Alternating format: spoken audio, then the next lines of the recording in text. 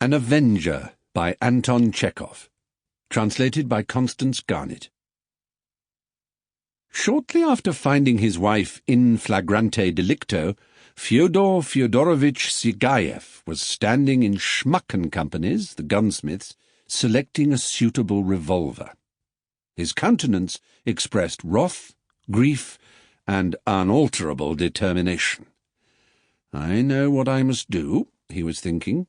"The sanctities of the home are outraged, honour is trampled in the mud, vice is triumphant, and therefore, as a citizen and a man of honour, I must be their avenger. First I will kill her and her lover, and then myself."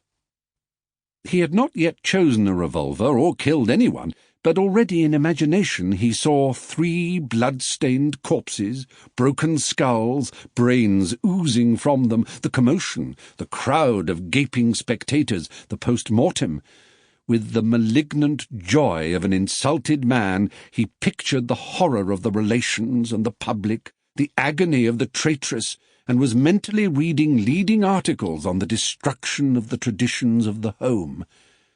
The shopman, a sprightly little Frenchified figure with rounded belly and white waistcoat, displayed the revolvers, and smiling respectfully and scraping with his little feet, observed, "I would advise you, monsieur, to take this superb revolver, the Smith & Wesson pattern, the last word in the science of firearms, triple action with ejector, kills at 600 paces, central sight.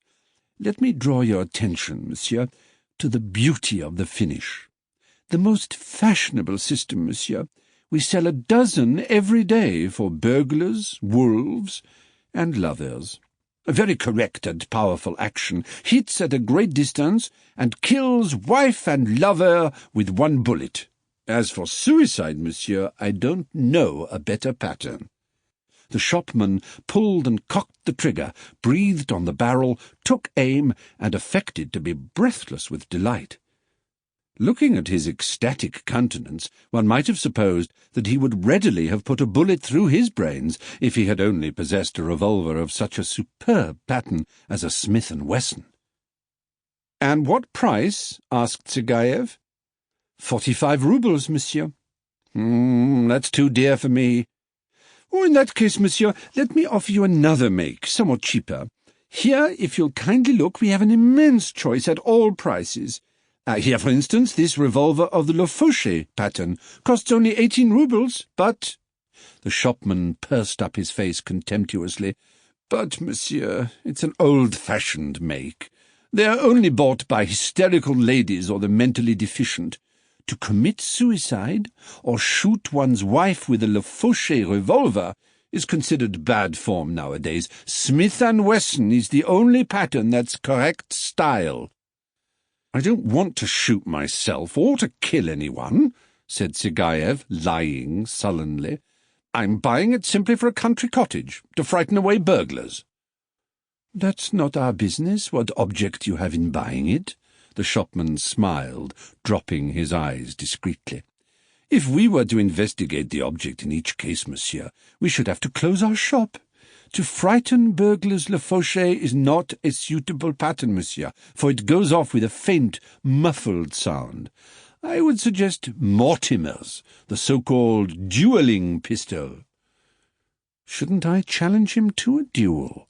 flashed through Sigayev's mind. "It's doing him too much honour, though. Beasts like that are killed like dogs." The shopman, swaying gracefully and tripping to and fro on his little feet, still smiling and chattering, displayed before him a heap of revolvers. The most inviting and impressive of all was the Smith & Wesson. Sigayev picked up a pistol of that pattern, gazed blankly at it, and sank into brooding. His imagination pictured how he would blow out their brains, how blood would flow in streams over the rug and the parquet, how the traitress's legs would twitch in her last agony. But that was not enough for his indignant soul. The picture of blood, wailing, and horror did not satisfy him. He must think of something more terrible. "I know. I'll kill myself and him, he thought, but I'll... Sample complete. Ready to continue?